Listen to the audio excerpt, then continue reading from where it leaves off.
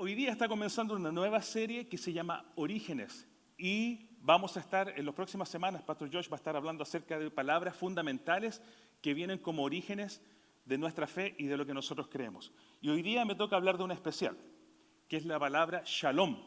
¿Usted ha escuchado esa palabra? Es una palabra muy linda. Yo creo que es la palabra a lo mejor más linda que existe en el vocabulario que tenemos. Y todos entendemos que la palabra Shalom significa paz. Pero para que podamos entenderlo mejor, yo quiero que usted me ayude y yo voy a tratar de enseñar algunas palabras en hebreo que conozco. No son muchas, por favor, no me vaya a criticar por mi pronunciación, que no es perfecta y debe estar lejos de estarlo, pero de todos modos, si lo hacemos, usted va a poder participar y vamos a aprender algunas palabras, ¿ok? Así que hágame un favor y escuche muy bien. La primera se llama Shalom. ¿Puede decir usted Shalom? Shalom. La segunda va a decir Abrahim, Abahim. Abahim. ¿Puede decirlo? A ver, un poquito más complicado. Abrahim, Abahim. ¿Ok? Muy bien, ya va. La tercera, Lehaim. ¿Ha escuchado esa? Lehaim. ¿Ha escuchado esa palabra? Dígalo más fuerte. Lehaim. Esa es otra palabra que puede tener. Esta viene más complicada. Y algunos de ustedes que crecieron en la iglesia, que son más antiguos, a lo mejor la escucharon en hebreo. Que dice, Shema Israel. ¿Escuchó alguna de esas? Shema Israel, ¿cierto? Adonai Eloheinu, Adonai Echad. Adonai Eloheinu, Adonai Echad. La última. Yo creo que ustedes son buenos estudiantes. Están repitiéndolas muy bien. La última son tres palabras. La primera es Hevenu, Shalom, Alechem. Hevenu, Shalom, Alechem. Y para esta les voy a pedir que se pongan de pie, porque aunque ustedes no crean, estas últimas tres palabras que dijeron es una canción. Así que, y además tiene un muy buen ritmo. Es una canción que tiene un muy ritmo y a lo mejor a usted hasta le van a dar ganas de bailar. Y si siente ganas de bailar y de aplaudir, yo le voy a animar que lo haga. Es muy conocido que la cultura judía es muy alegre, ¿cierto? Entonces, esta comienza así. Recuerde las palabras. Hevenu, Shalom, Alechem. Havenu Shalom Alechem. ¿La he escuchado alguna vez? Havenu Shalom Alechem. Havenu Shalom Alechem. Havenu Shalom, Shalom, Shalom Alechem. Havenu Shalom Alechem. Havenu Shalom Alechem. Havenu Shalom Alechem.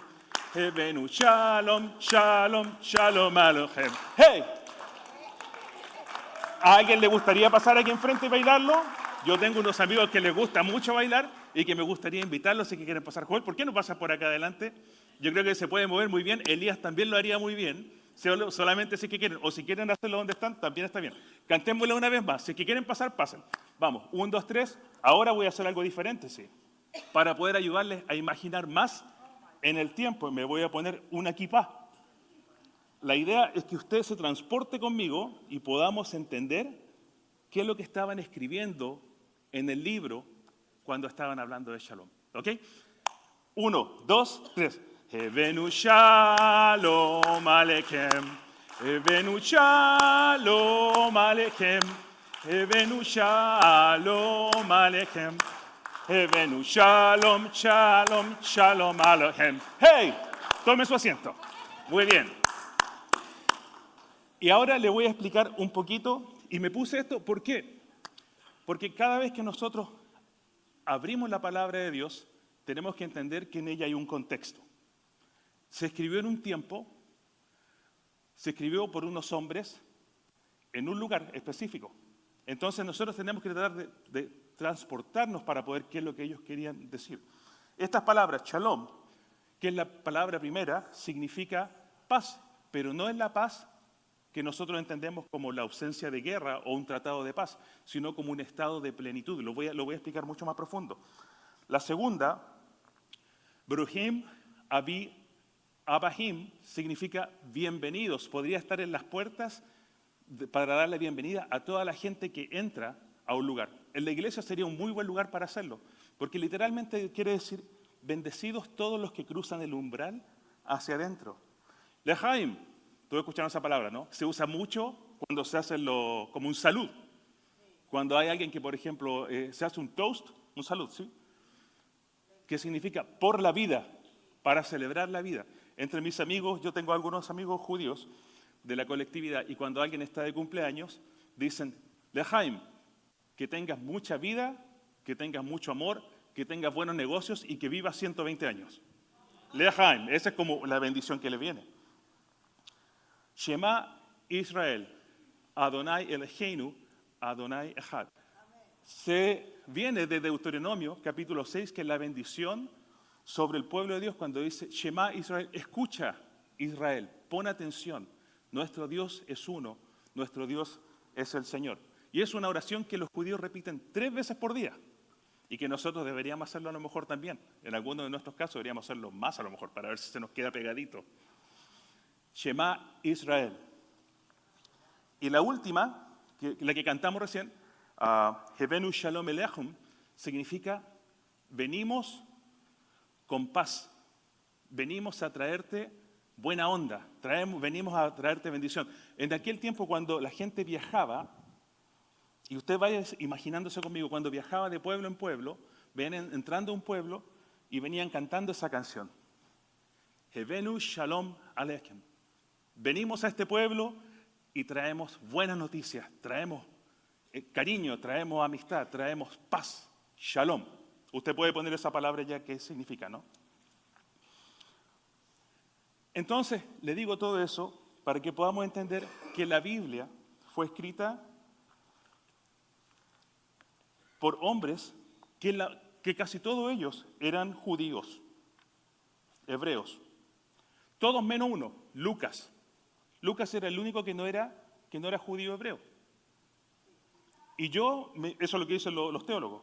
Yo me imagino que Juan tampoco.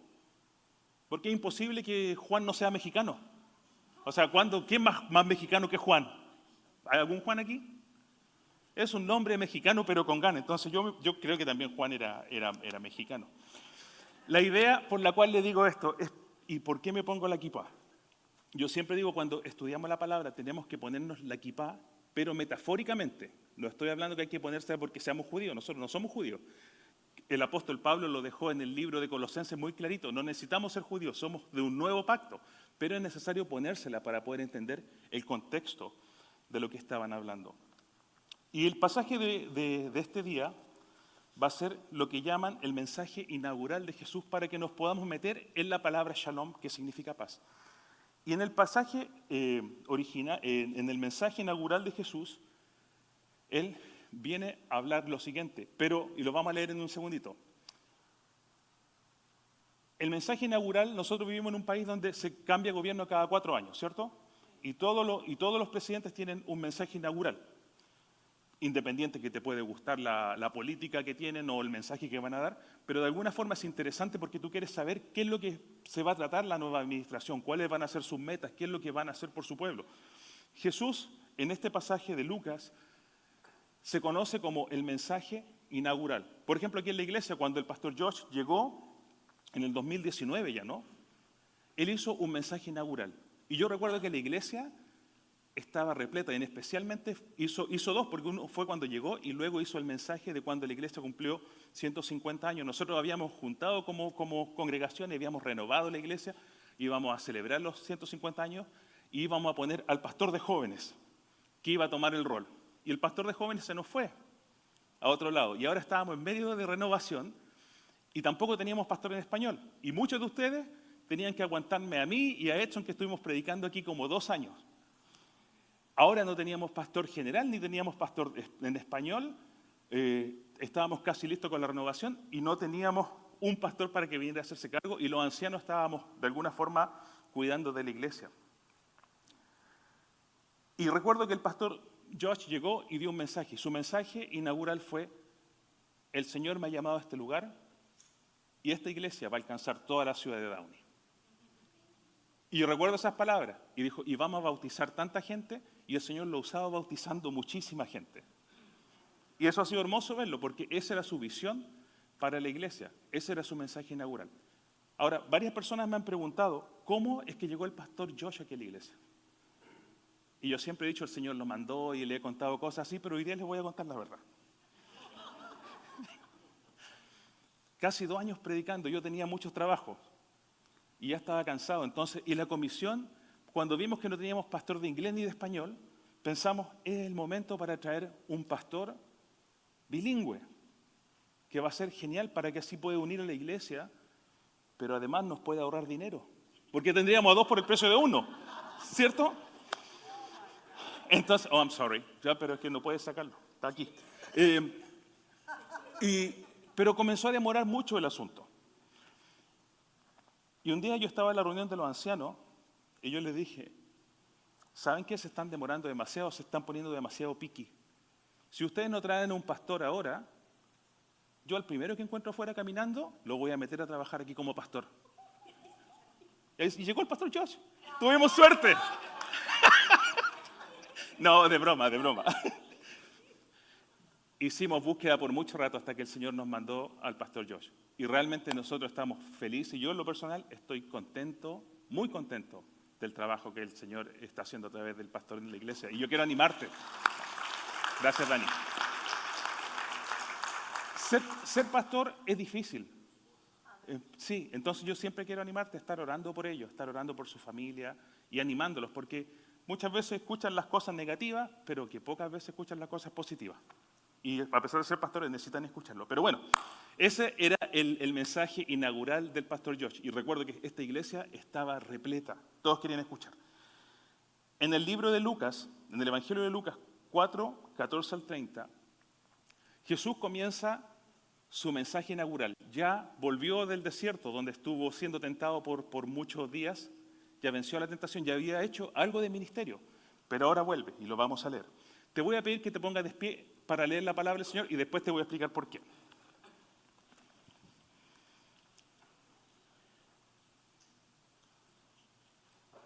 Y dice la palabra de Dios en 4:14 en adelante, dice: Jesús regresó a Galilea en el poder del Espíritu y se extendió su fama por toda aquella región. Enseñaba en las sinagogas y todos lo admiraban. Fue a Nazaret, donde se había criado. Un sábado entró en la sinagoga, como era su costumbre.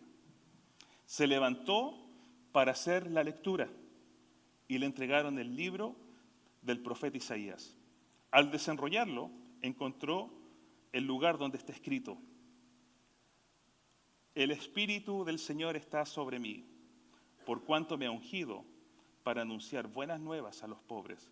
Me ha enviado a proclamar libertad a los cautivos, a dar vista a los ciegos y a poner en libertad a los oprimidos, a pregonar el año del favor del Señor.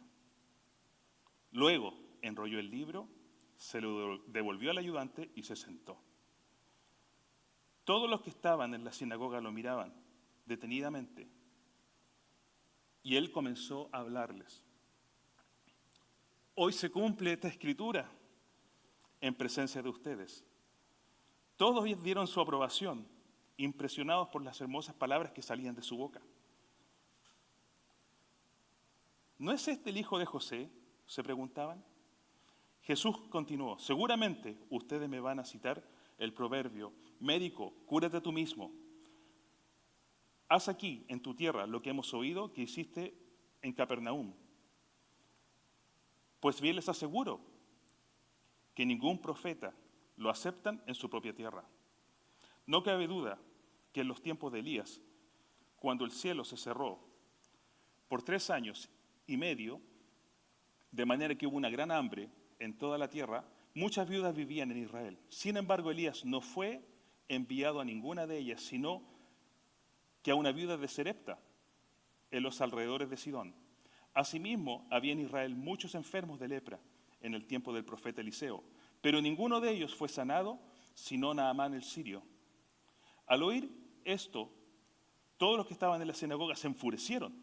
Se levantaron y lo expulsaron del pueblo y lo llevaron hasta la cumbre de la colina sobre el que estaba construido el pueblo, para tirarlo al precipicio, pero él pasó en medio de ellos y se fue. Tome asiento. La palabra dice que cuando Jesús le dieron en la escritura, Él se puso de pie y luego se sentó.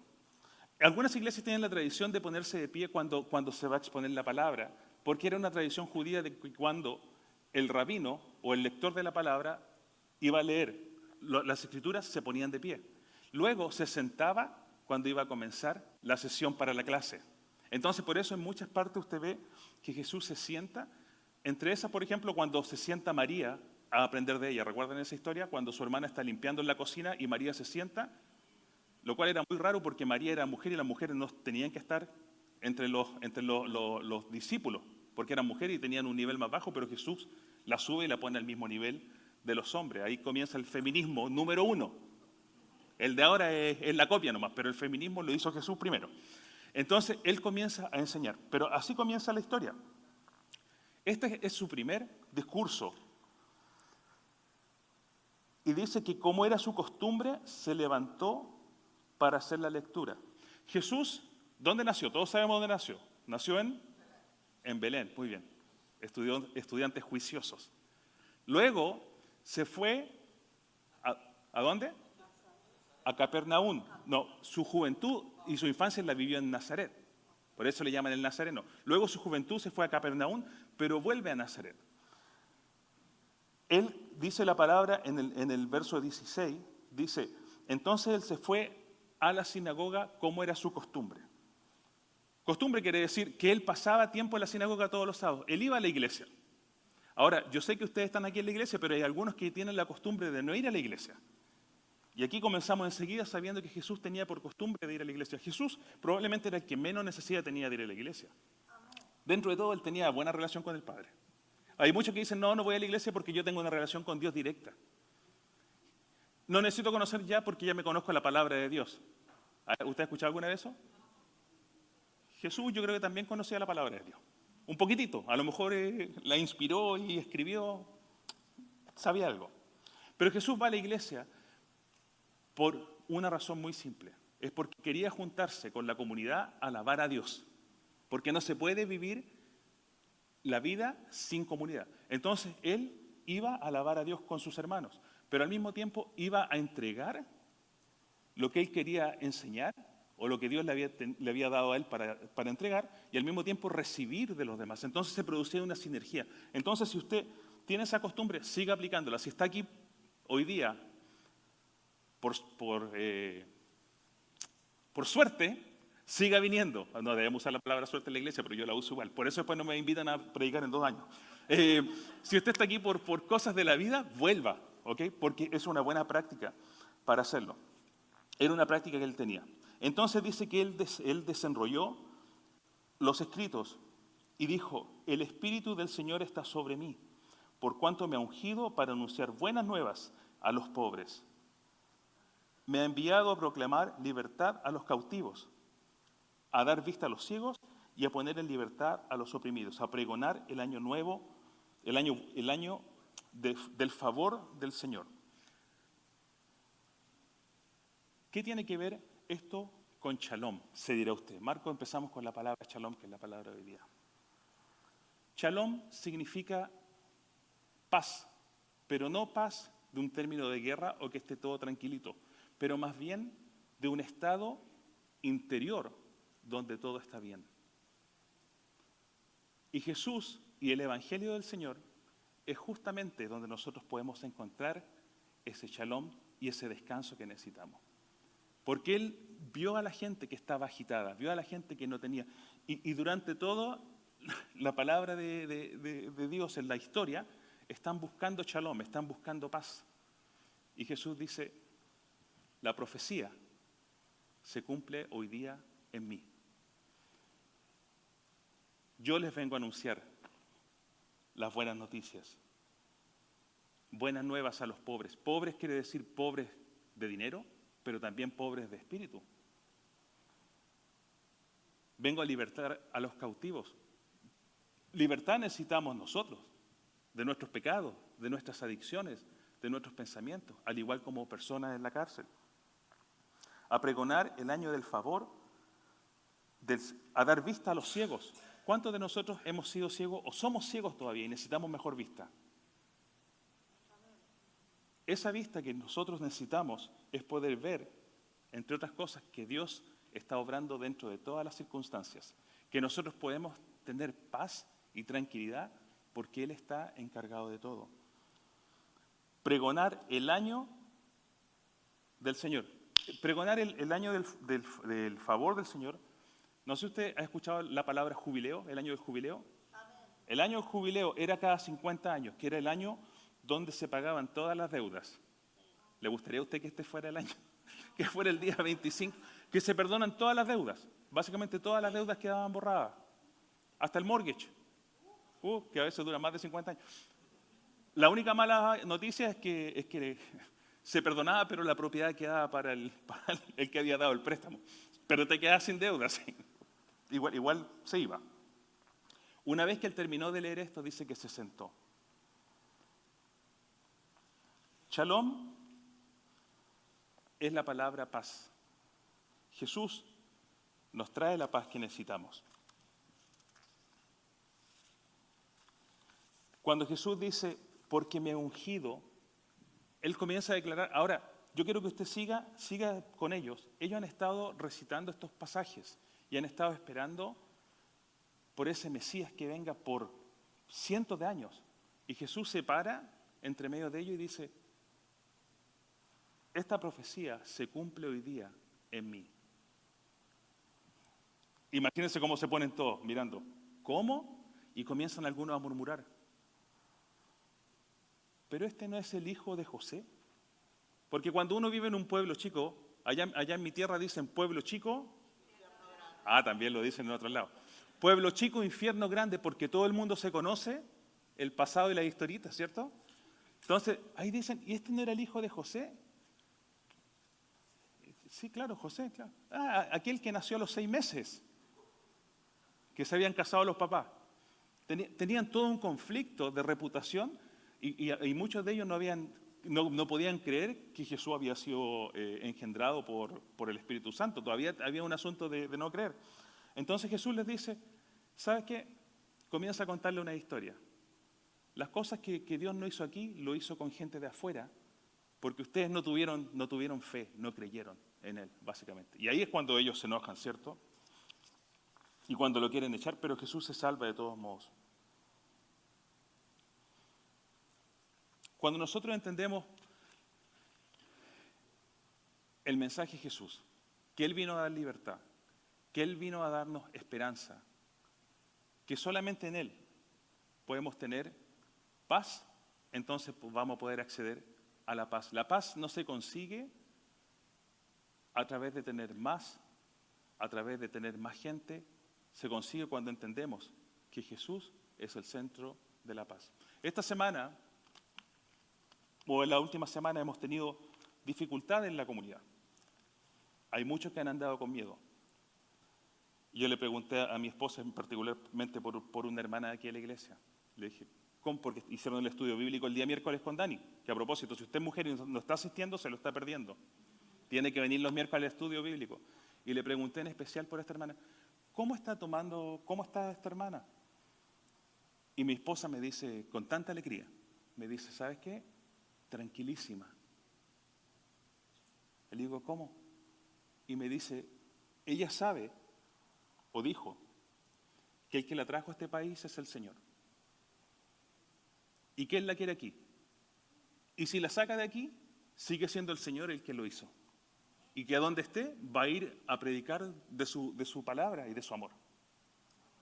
Entonces, tener ese tipo de fe, de confiar en el Señor, no importa lo que pasa, es lo que el mensaje de Jesús es. Y las preocupaciones y las aflicciones antiguas, como del futuro, van a seguir siendo las mismas que hemos tenido toda la vida. En una oportunidad, yo creo que yo les conté, yo estuve en las catacumbas de París, donde habían 6 millones de osamentas, por todos lados, 20, 30 metros de profundidad, y caminas y escuchas las leyendas, y puedes leer las leyendas en las paredes. Una de esas leyendas te dice, en este lugar yacen los altos, los bajos, los delgados, los gordos, los que sueñan con algún día casarse, los que sueñan con algún día... No, eso no estaban. Dice, los que tenían mucho y los que tenían poco. Al final todos llegaron a este lugar, entonces sonríe y da gracias. Todos vamos a llegar al mismo lugar. El mismo sol que alumbró a tu papá, que alumbró a tu abuelo, que alumbró a tu tatarabuelo, alumbrará a tus hijos, alumbrará a tus nietos y a tus tataranietos y así. Y va a salir por el mismo lugar y se va a meter en el otro lugar, si es que el Señor no viene antes, ¿cierto? Entonces tenemos un periodo, como dice Josh, que está con principio y con fin y se va a terminar. Entonces el tiempo que estamos aquí lo tenemos que disfrutar. ¿Y cómo lo podemos disfrutar? Sabiendo que el Evangelio del Señor es el que nos da la paz. ¿Amén? ¿Me está siguiendo, cierto? No debemos preocuparnos por nada. Dice la palabra del Señor. Mira a los pajaritos. A lo mejor a veces la ansiedad es el mayor enemigo de la paz. Que somos preocupones. Que nos preocupamos de qué nos vamos a poner, de qué vamos a vestir, de que cómo vamos a cuidar, de que cómo vamos a pagar la renta, de que cómo vamos a hacer. Preguntamos. Y la palabra del Señor nos dice qué cosa acerca de los pajaritos. Dice, no te preocupes de los... Sé como los pajaritos, en Mateo 6, 26, 30. ¿Lo tienes por ahí? Matthew 6, 26, 30. Do you have it somewhere? Yeah. Dice, fíjense en las aves del cielo, no siembran ni cosechan, ni almacenan en graneros. Sin embargo, el Padre Celestial las alimenta. ¿No valen ustedes mucho más que ellas? ¿Quién de ustedes, por mucho que se preocupe, puede añadir una sola hora al curso de su vida? ¿Y por qué se preocupan por la ropa? Observen cómo crecen los lirios del campo. No trabajan ni hilan. Sin embargo, les digo que ni siquiera Salomón, con todo su esplendor, se vestía como uno de ellos. ¿Amén? ¿Quién es el que nos cuida a nosotros? La palabra del Señor dice en Filipenses 4:7 que la paz que sobrepasa todo entendimiento guarde sus corazones y sus pensamientos en Cristo Jesús. Amén. Para terminar, como estuvimos hablando mucho de judaísmo, los judíos tienen un ritual que se llama el Kadish, que es cuando una persona, y con esto ya voy a estar terminando. Kadish es cuando es la celebración de la muerte, o como se podría decir en nuestra cultura, como el velorio, pero se hace durante 11 meses.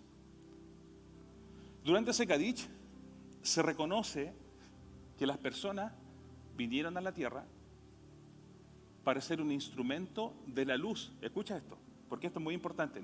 Esto no es teología, por favor, es solamente un rito que ellos hacen que a mí me parece muy interesante. Dicen que cada persona bajó a la tierra, que baja a la tierra, baja con un propósito, y que ese propósito es poder traer la luz del Creador para iluminar el mundo que Él creó. Y que cuando parten de este mundo, solamente parte su cuerpo, pero la luz del Creador que bajó a través de ello quedó en la tierra. Si nosotros podemos tener ese pensamiento y entender que nuestra vida finita aquí en la tierra es de paso, de aquí hasta acá, pero durante ese paso somos responsables de traer esa luz de nuestro Creador para entregarla a todo el mundo alrededor nuestro, entonces vamos a salir a pregonar el shalom del Señor para que su creación pueda estar en paz y pueda estar en paz con Él. Amén. Ese es el sermón de hoy día. Shalom es el estado que tenemos cuando comprendemos el Evangelio de Jesucristo, que Él vino, murió por ti, pero además tú no estás aquí por nada. Tú estás aquí para hacer una misión, para reflejar la luz del Señor. Amén. Pongámonos de pie y vamos a orar para el término. Último verso, Colosenses 1, 16, 17. Colossians. Do you have Colossians there? Porque por medio de Él fueron creadas todas las cosas en el cielo y en la tierra, visibles e invisibles, sean tronos, poderes, principados y autoridades. Todo ha sido creado por Él y por medio de Él y para Él. Tú eres creación de Él, nosotros le pertenecemos y el shalom lo podemos encontrar en Él. Señor, nosotros te damos gracias en este día. Te damos gracias porque sabemos que en un mundo de caos, en un mundo que a veces no entendemos todo, tú sigues siendo Dios. Y sabemos que a través de tu Hijo Jesucristo es que nosotros podemos tener esa paz que sobrepasa todo entendimiento, que es solamente en Él, y de comprender que estamos en este mundo de paso con una misión, que es dejar a todo el mundo conocer de ti. Señor, yo quiero pedir por esta iglesia, que esta semana en todos sus caminos donde están, pueden llevar esa canción en sus mentes y que pueden pregonar. Traemos buenas noticias, traemos paz. Estamos contentos de estar en este lugar. Te bendecimos, Señor, en el nombre del Padre, del Hijo y del Espíritu Santo. Amén. Hermanos, muchas gracias por haber estado con nosotros.